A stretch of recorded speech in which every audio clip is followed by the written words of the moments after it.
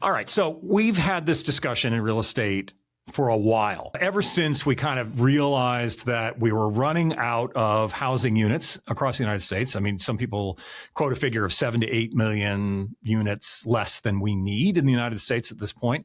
And we had all these empty office buildings in a kind of post-COVID world. The first thing that everyone said is, well, let's convert them all. But the answer that I kept getting as soon as we asked that question, starting a couple of 2-3 years ago, was most of it can't be converted. And everyone pointed to that mid-century 50s, 60s, 70s office building, brutalist, international style. There's no way that that floor plate will work. There's no way that we can drill holes for the plumbing. There's no way that we can make these buildings work. It's impossible. And that makes sense. And I've heard it from designers and architects. I've heard it from engineers. I've heard it from financial professionals and investors across our space. It cannot work. Maybe we can do something with pre-war stuff. Maybe. And there's examples of that have been extraordinary. But we can't do it with all this garbage from the 60s and 70s. It's useless. We need to scrape it. All right. So we've all accepted that as a truth. And yet, maybe it's not true. And when everyone starts to agree about something, that's when I think we should start to get nervous, that there may be a way around this. You're listening to the AFIRE podcast. Real estate, technology, cross-border investing, and the opportunities of a changing world. Let's start a conversation now. And that's why I asked our guest today to sit down and talk with us a little bit. His name is Robert Seldin. He's the managing principal of Madison Highland in the DC area. He has been doing something extraordinary. I would say even impossible. And I'd like to get some of his insight on how is it that he's doing something that's impossible. It's insane. There's no reason why I should do it. I love people who do the impossible. So, Robert, thank you so much for joining me on the AFIRE podcast.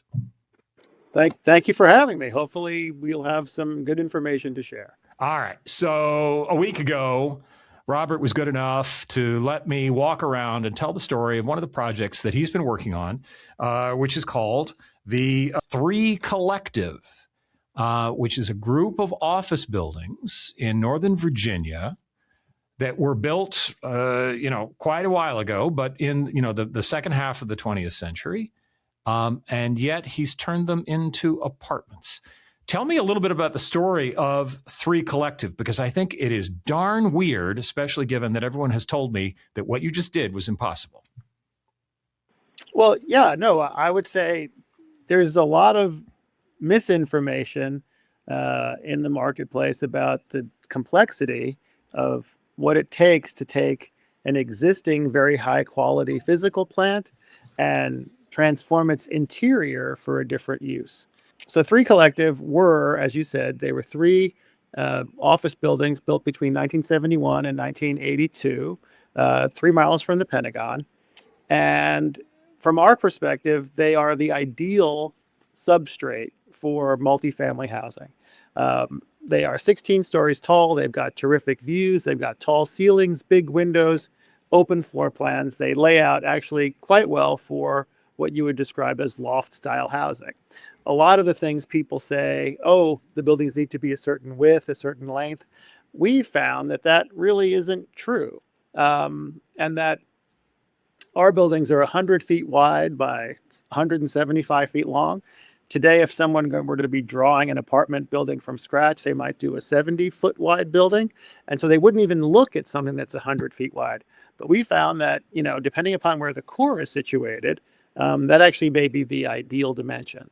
And so we've been able to really distill down from a risk perspective and from a design perspective, what does it take to basically do a TI package in an existing shell for residential as opposed to an existing TI package for office space. And that's really all we're doing. Taking out the TI for office and putting in a TI for multifamily. Yeah, but they're not really the same use, are they? I mean, we kind of, where we sleep and where we live is fundamentally different, I guess, from what we do in office. Help me understand, or help people who are listening understand how it is that you can take that large floor plate and create a series of apartments when, how are you going to get windows, deeper in? I mean, you've got a pretty deep floor plate. How do you make that inner space work? Well, mostly it's designed based upon, right, how do you organize space internally around where the light edge is?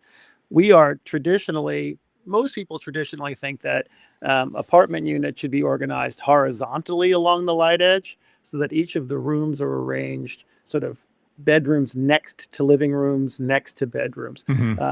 We typically try to organize space vertically along the light edge so that spaces are organized internally around their specific need and desirability for lots of direct sunlight.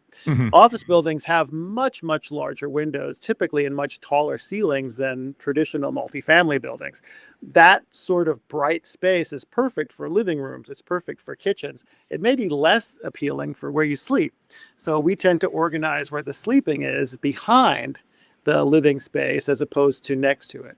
And then obviously where you bathe and where you keep your clothing needs even less daylight. And so we move those further into the interior. By having deeper floor plates, you wind up with the ability to have actually much more gracious secondary and tertiary spaces. So you can have much larger bathrooms, you could have much larger closets, you can have much larger sleeping areas, really without any extra cost or without actually sacrificing any livability. In fact, we find it actually enhances livability exponentially. Yeah, I mean, those windows are fantastic. You get an amazing amount of daylight coming in. But on top of that, the thoughtfulness in terms of how you've set these up, you really don't miss the light. You don't miss the windows in your bathroom. You don't miss the windows, although you are getting a lot of daylight into your bedrooms with kind of smart use of transparent doors and transoms and things like that to get that in there. Plus, that high ceiling is something that just can't be replicated in an affordable way in an apartment building. It seems like it's something kind of tremendous. The other part that I found kind of interesting was the relationship with the elevators, which was something that was remarkably improved over the experience you have in a traditional layout of an apartment building. How did you approach? I mean, what is it about those elevators? What is it that you did with them that maybe is different than what you'd see in typical multifamily? Well, I think one of the things, first of all, that's important to think about is that in real estate, there really are two things. There's physical plant, and then there's use. And historically speaking, office use was the most valuable. For most of the last 50 years, office use was the primacy use. And so office buildings were built from the best stuff in the best locations. Multifamily use was really a secondary use. It was a less valuable use. And so it was built from less robust or less expensive materials. Over the last 10 to 15 years, office use has become radically devalued because of technology, whereas residential use has become much more meaningfully valuable.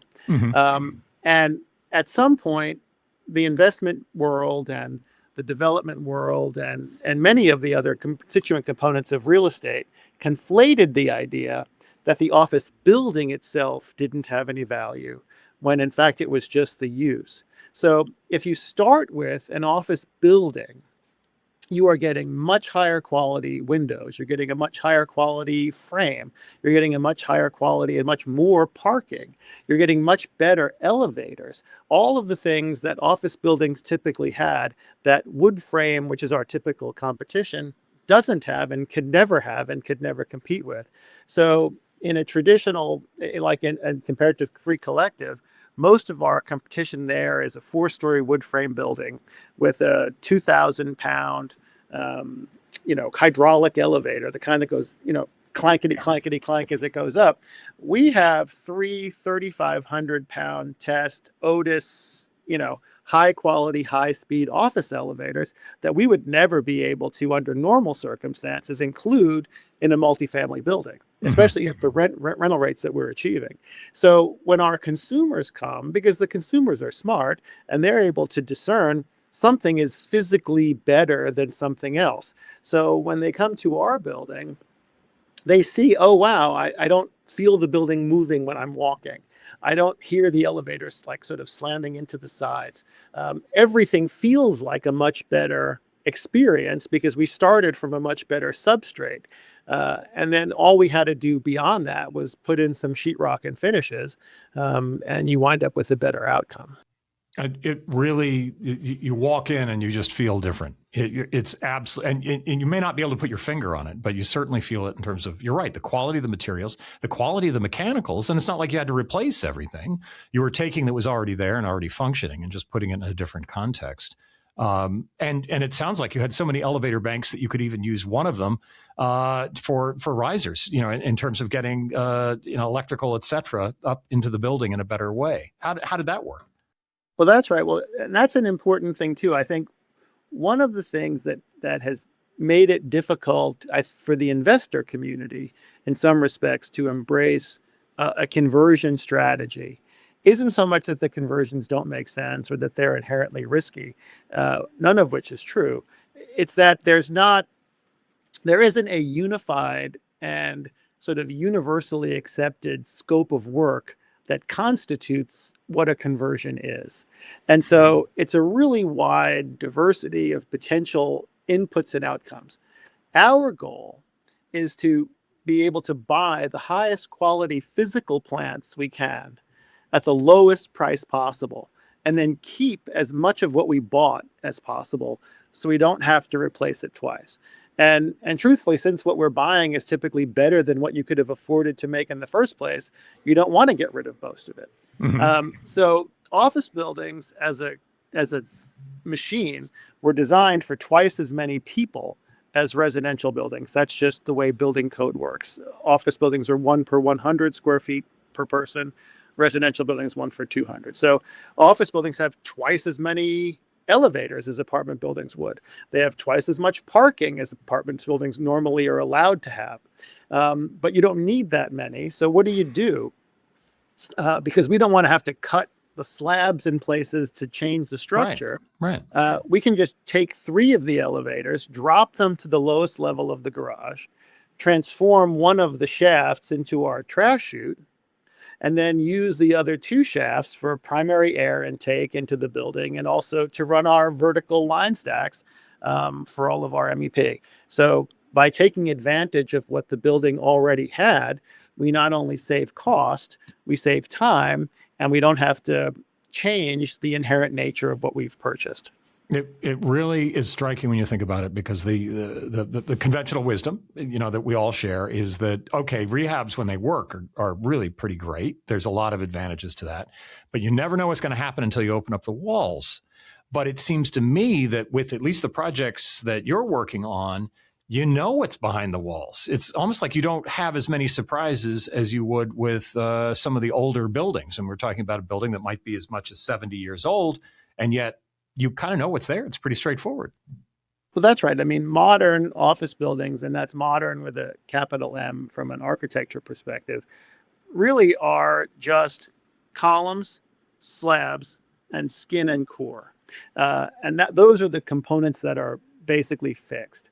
Everything else, all of the tenant space, was just a tenant improvement, which is really just a stage set, right? And it's just a stage set for however somebody wanted their office to look.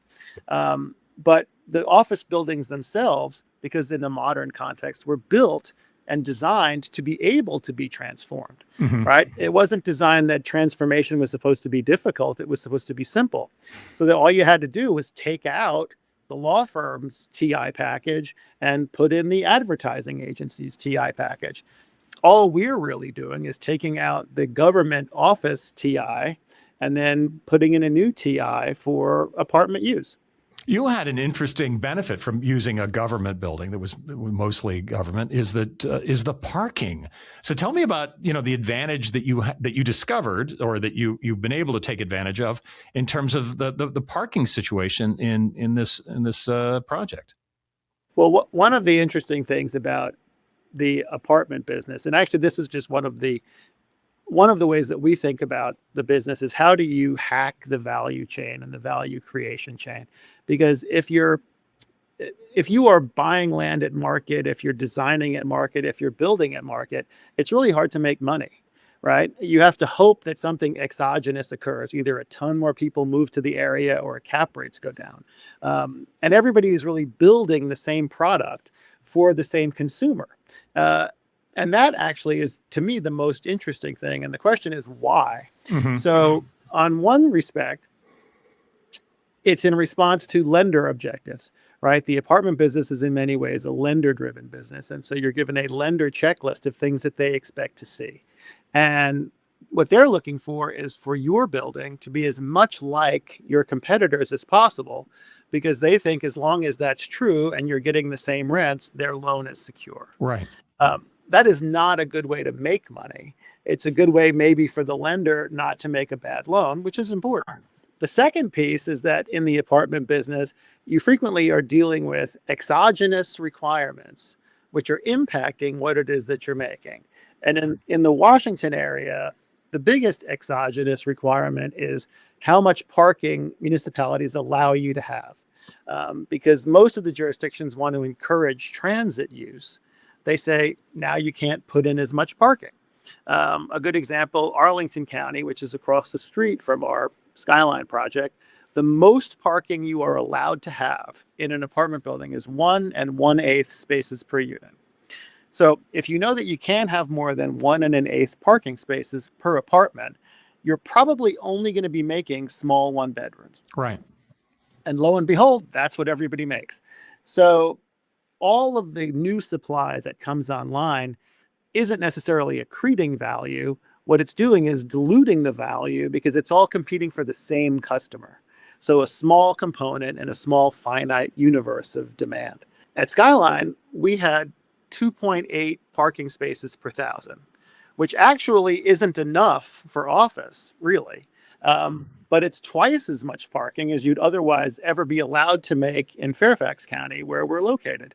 So suddenly, instead of having the parking restrict our ability to figure out who we wanted to serve, we could see, hey, which components of the market are the least served? Which components of the market are in the most demand? And we could actually make apartments that are geared towards those consumers with really no other competition. Mm-hmm. So in this specific instance, we can have a much higher percentage of 2-bedroom and 3-bedroom units than we would ever have been able to make had we been building the building from scratch, simply because it came with all of the parking for free anyway. And it sounds like it. You told me a story about someone that's using more than a couple of spaces as part of their business. That's right. Because we have the ability to rent to, there's so many people who need this. We have a guy who actually has a classic car business, and we charge $100 a space, as many as you want. So he frequently has 15 cars parked in the garage, and he just pays us $100 a space to keep them there. But yeah, no, it really dramatically, and this is the part that's important for us. It's, if you think about the apartment business as a machine for creating safe revenue, the best way to create the safest revenue is by serving the largest pools of underserved demand. Right. And the only way that you can effectively do that is if the building infrastructure that you are providing meets a myriad or multiplicity of types of demand. And by avoiding a lot of the exogenous inputs into the outcome that we're seeking, we're just better able to control our own destiny. What I love about this as a recovering marketing strategist is that you are putting at the center of your strategy, what is the demand? What is the demand that we're looking for, and how do we supply it in a way that no one else is supplying it? And I think, your parking story is very indicative. But part of what I also like about your strategy, given that you're just thinking in terms of TI packages for a certain demand part of the market, is you have a high level of flexibility because of the nature of these buildings. They were designed to be flexible in terms of the TIs. And as much as people are back to the office now, perhaps compared to where they were during the height of COVID, there is still a component that is much greater than perhaps it was in, let's say, 2008, is how much people are working from home, or how much do they need flexibility in terms of office? Can you talk about how does office as it exists today fit into these apartment buildings? So that's a great question. So one of the things that's interesting about the more you delve into the nature and nuance of the real estate industry is how much of what we have is limited by what our codes permit. So in real estate, you have both building code and zoning code, and mostly those are designed to separate function. So commercial codes that say office use has to have very specific sets of requirements are very different from residential codes, which say they need to have other ones. And mostly those come into play with regards to life safety for residential, which tends to be higher than office, and building strength, which tends to be higher for office because it houses more people. So when we started buying office buildings, one of the things that we noticed, one, was that the demand was radically changing. In 2015, for example, 8 million people in the United States were working from home predominantly, or at least part-time, which is 5% of the workforce. Today, that number is 80 million. So in 10 years, we've had the largest and fastest migration in human history, really out of the office. And there hasn't been a good analog, or let's just say repository, for that additional augmented demand anywhere in the commercial real estate universe. So we said, if a lot of people are going to be working from home, they need things that traditional apartment buildings don't provide, and honestly, that they can't provide.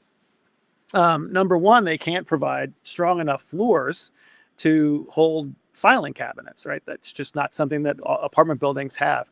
They don't have enough parking to meet commercial demand. They don't have they don't meet the handicap requirements if you're working from home and have somebody come and visit.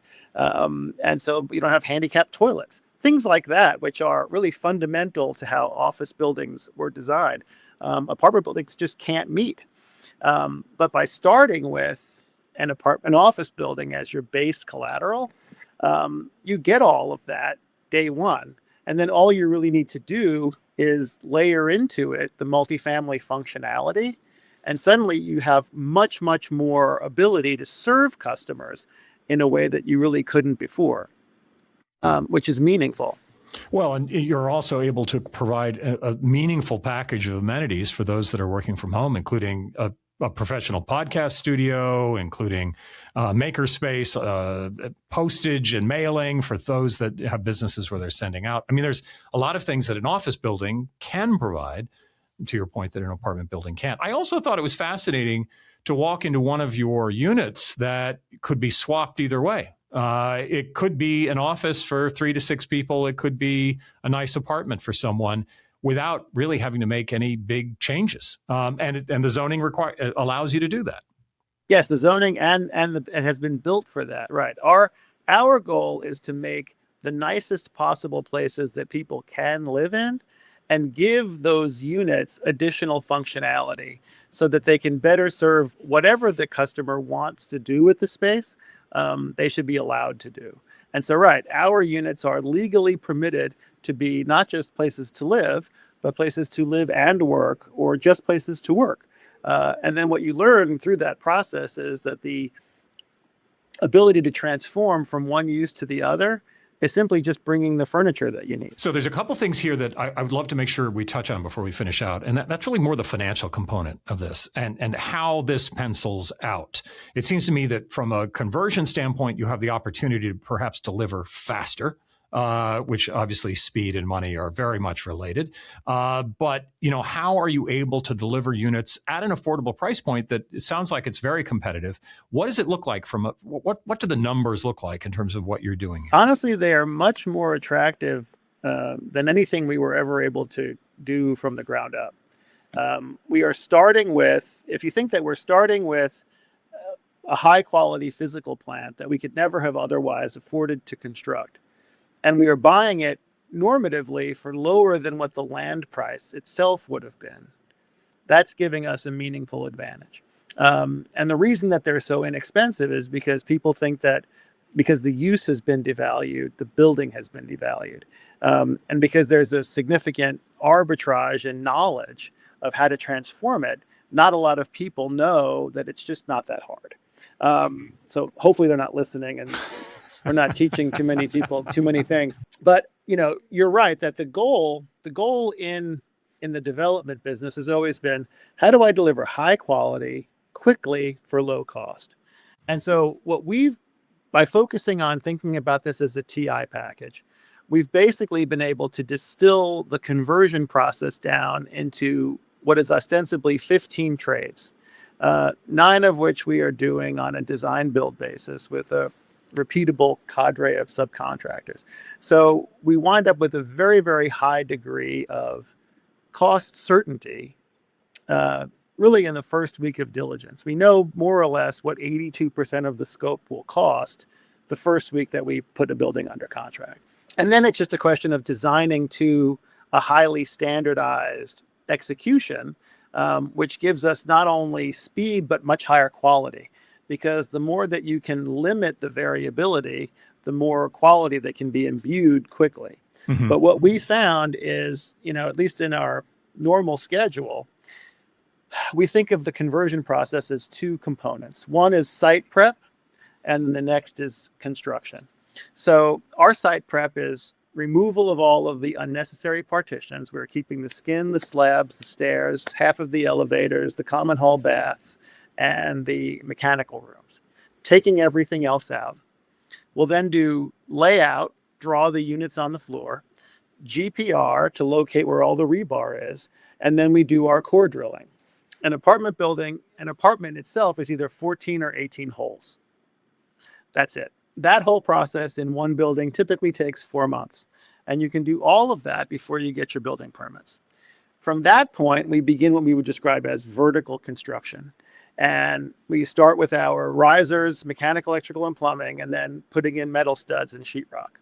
The mechanical rough-in process takes roughly 14 to 16 weeks. So from the start of vertical construction, we are hanging sheetrock, installing finishes at the end of month 4. So if you'd normally think that a typical construction process, at least in a wood frame building, is probably 16 months to start of finishes, we're doing it 4 times faster. And then in a typical building, once you've installed your sheetrock, it's 20 weeks to final clean. So if we didn't have to modernize the elevators or put in windows, we'd be getting first units in 9 months. We typically assume 12. But compared to a high-rise building, you're barely finishing your frame in month 18. And month 12, we're delivering income. So by limiting the number of subs, we've limited the number of things that can go wrong. So the risk is much lower. We've cut probably half the cost out because the building is already there.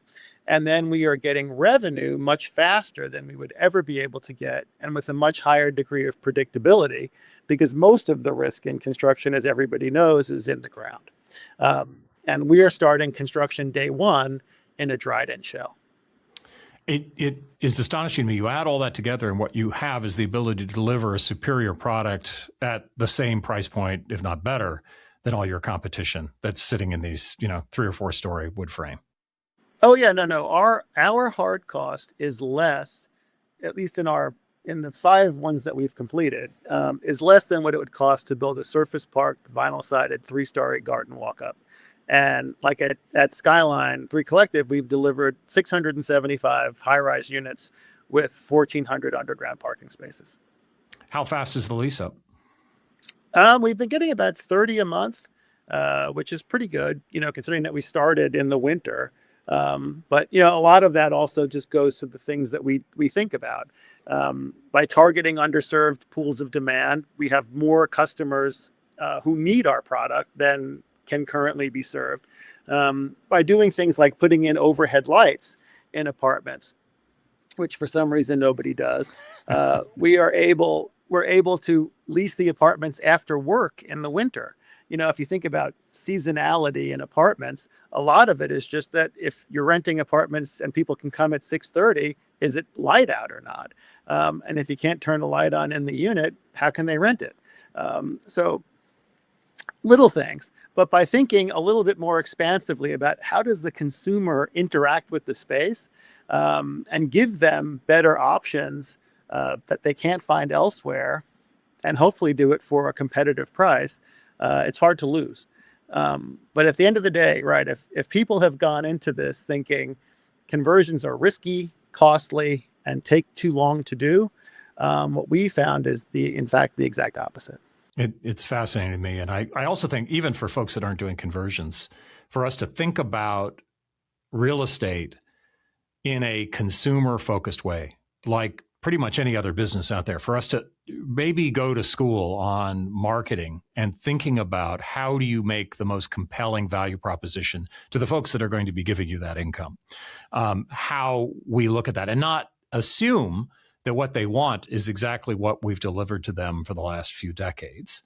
I think it's striking that, at least in our lifetimes, one of the most notable shifts in multifamily units happened because someone took impossible and valueless assets, downtown industrial, 19th century industrial warehouses, and turned them into the most desirable real estate in the country.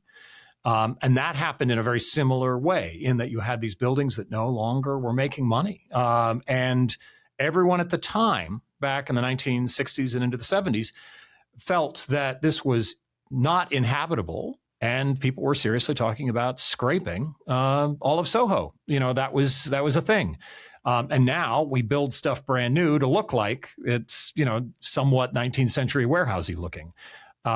I think we're in a similar revolution right now, and I think it would serve so many people, whether they're investors or developers or anyone that's in the value chain of real estate, to understand you need to start with who's going to buy this stuff. Who is, and not just what's your exit strategy, who's the investor that's going to buy you out of this, but who are the people that every day are going to live, work, and play in your units, and how can you create a better value proposition for them? And it sounds like that's how you start. And that's your beginning, middle, and end, it sounds like, with your group. That's right. Your building is only as valuable as your tenants allow it to be. And you want it to be the most desirable place that they can choose, because they're willing to pay more money and they never want to leave. And as long as everybody keeps making the same thing as your competition, right? The same thing, not what you're doing, but copying everybody else, we like that spot. I love it. And you're finding value where people don't think there is value.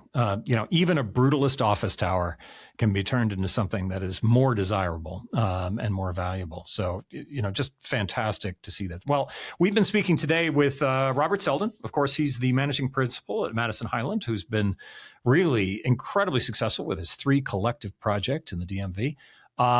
Really appreciate you spending time with us, Robert. And I look forward to chatting with you again very soon. Thank you, Gunnar. We appreciate it. And anytime you want to come back out and sign a lease, especially, let us know. Fair enough. All right. Thank you, sir. You have been listening to the AFIRE podcast. Remember to subscribe on your favorite podcast subscription service, such as Apple, Spotify, Google, Stitchers, and others. AFIRE is not engaged in providing tax, accounting, or legal advice. No content in this podcast is to be construed as a recommendation to buy or sell an asset. Some information included has been obtained from third-party sources considered to be reliable, though AFIRE is not responsible for guaranteeing the accuracy of third-party information. The opinions expressed are those of its respective contributors and sources, and do not necessarily reflect those of AFIRE.